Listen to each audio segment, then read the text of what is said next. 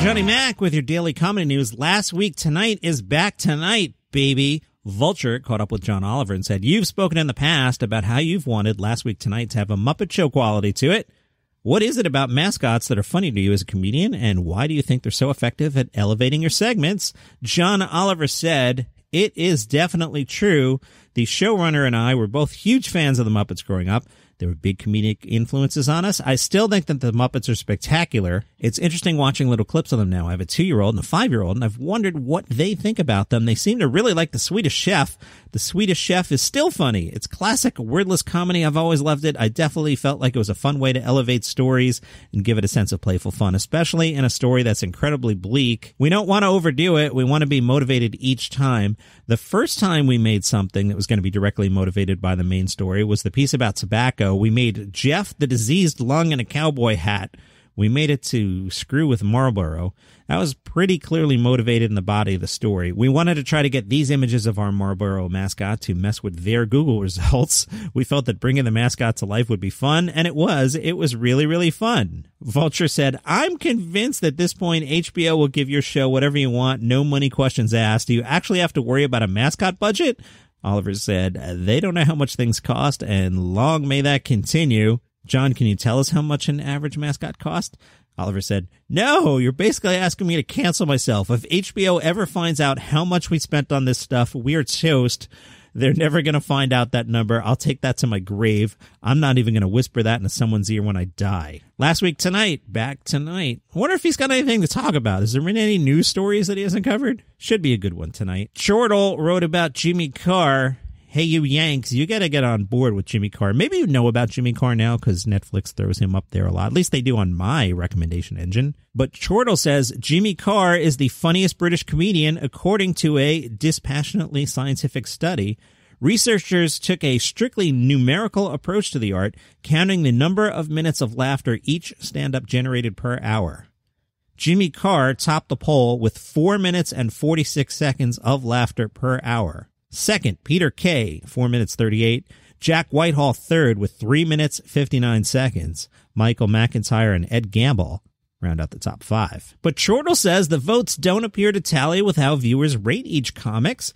Of the top 20, James Acaster's stand-up special has the highest rating on IMDb at 8.4 out of 10, but he's only number 12 on the laughs per hour list. 18 of the 20 comics were male. Sarah Millican at number 19 and Eddie Izzard at number 15. Victoria Wood was bubbling just under the top 20. She came in at 1 minute and 59 seconds of laughter per hour. 2,563 participants were asked to choose their favorite British comedian. Then 120 volunteers agreed to watch a random selection of the top 20 comedians' most recent stand-up shows, while a microphone monitored every time they laughed at 60 decibels or louder. Results were taken at home rather than a live environment. Here's your list. Jimmy Carr, number 1, 4 minutes 46 seconds. Peter Kay, number 2. Jack Whitehall, Michael McIntyre, Ed Gamble, Billy Connolly, Jason Manford, Romesh Ranganathan, Bill Bailey, Ricky Gervais, number 10, Frankie Boyle, James Acaster, Nish Kumar, Russell Howard, Eddie Izzard, Tom Allen, Kevin Bridges, John Bishop, Sarah Millican, and Rod Gilbert, number 20, at 1 minute and 50 seconds. What does Joe DeRosa miss about comedy during the pandemic? He spoke to the Interrobang. He says, "As a stand-up comedian, what I miss most is the roar of the crowd, the thrill of stepping on stage, the excitement, the anticipation before a show when you're going to break out some material that they may or may not like." And then he said, messing around. Can you believe how many jerky comedians said that in 2020? That's what they missed. Really? It wasn't your mom and dad. It wasn't the dog you haven't seen in 8 months because it's at your Nana's house and you thought you were going to be able to pick it up next week. And then this hit the fan. You couldn't go back and get the dog. It wasn't going to your favorite bar. It wasn't going out on dates. It wasn't socializing with people you love. No, it's stepping on stage at a comedy club in front of a bachelorette party so you could tell your dumb jokes. Stupid comedians. You know what I don't miss in 2021? Comedians. How about that? That's what I don't miss. That's great. Kenan Thompson spoke to Deadline about his new show. It launches February 16th. Let's count on our fingers. Monday, Tuesday. That's Tuesday. Kenan says it's the third iteration of the show. That's not good. It originally piloted in 2019. with Jackie Clark writing and Chris Rock directing, but then was redeveloped with somebody else as a showrunner and Clark co-writing. Don Johnson replaced Andy Garcia in the series. Thompson said developing the show outside the traditional pilot process helped. Kenan said, it was going in one direction for the original pilot that we shot, and Chris Rock was involved, and it was great. And then we had a moment, an opportunity to sit down with it and flesh it out even further, as opposed to being the pressure of pilot week. We stretched it out to where it is right now, and I think we're all pretty grateful that we had a chance to live with the material for a while. The universe just unfolded in a way where we have the cast that we're currently dealing with now. The initial table reads were done over Zoom, and Kenan says that made them weird and choppy. Chris Redd's internet was so bad that the production sent him a Wi-Fi booster. Apparently it would always go out when he was about to hit a punchline. Don Johnson said the only time he saw his cast members face-to-face was when they were in character. The show is called Kenan, about a widowed dad, played by, can you guess? Do you think it's Chris Redd, Don Johnson, or Kenan Thompson? Who do you think plays Kenan? You're right, it's Kenan Thompson.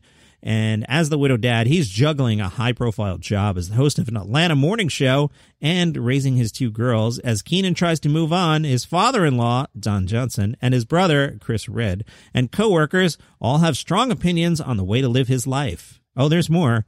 The show centers on the familial relationships as Kenan tries to reclaim his life. Kenan's daughters are his world. The too smart Aubrey and the silly, unpredictable Birdie. He struggles to balance parenting them as a single dad and hosting a show, which leads him to reluctantly accepting help from his father-in-law. Rick, that's Don Johnson, was a gallivanting sax player when his daughter was young, and he missed out on a lot of her childhood.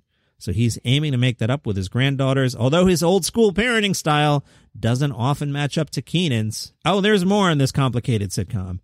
At work, Kenan excels at his job with the help of his driven executive producer, Mika. Mika can be tightly wound, especially when Gary, who is Kenan's not-so-managerial manager, tries to insert himself. But Mika remains a confidant and an ally to Kenan. They're able to be vulnerable with one another and connect as friends, and maybe something more. Lorne Michaels is involved, and it's on NBC, so this will not get canceled quickly.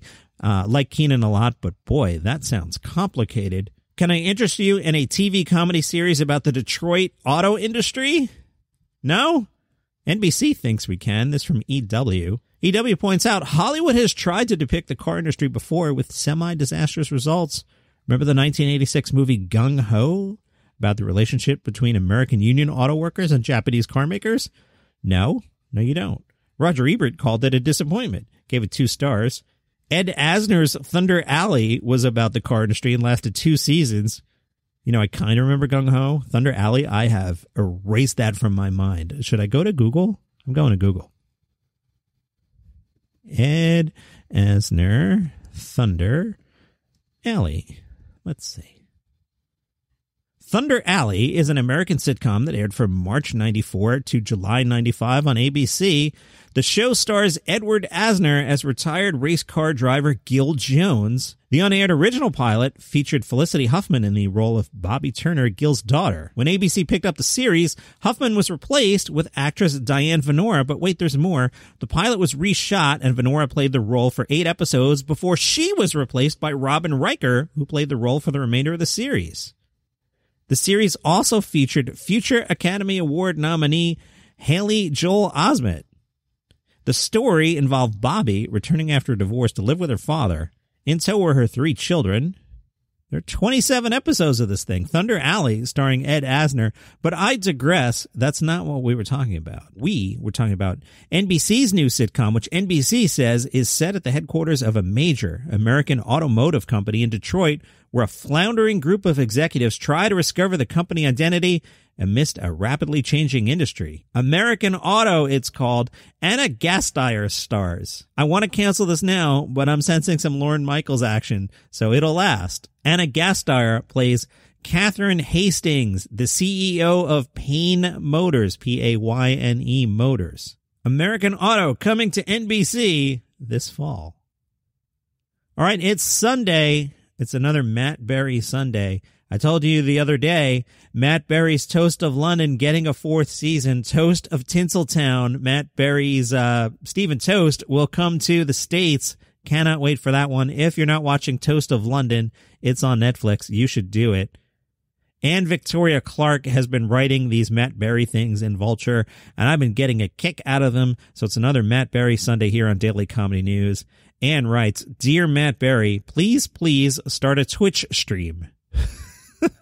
Anne writes, "These are hard times, and when things get really dark, we at Vulture like to double down on the things that are still capable of bringing us happiness. That's why we're running this recurring column, which serves as half celebration and half brainstorm for someone we're consistently delighted to see show up on our screens. Beloved British performer of stage and screen, Matt Berry. He's best known for shows like Toast of London, The IT Crowd, and What We Do in the Shadows. You know who this guy is. He's the British vampire in Shadows. But we're confident that a performance by Matt Berry would spruce up all sorts of film and TV stories, big and small." She writes, "Times have been tough in the Matt Berry-verse. On January 21st, Season 2 of Year of the Rabbit, which is a show co-written by and starring Berry himself, was canceled by Channel 4 due to funding issues at the network. Then the entire cast of What We Do in the Shadows didn't get one Golden Globe nomination. Quote, in what I can only describe as an act of tyrannical malice. These setbacks added a panicked urgency to a problem that has long been brewing in the traditional media landscape. Its infrastructure can no longer provide us with all the Matt Berry content we need.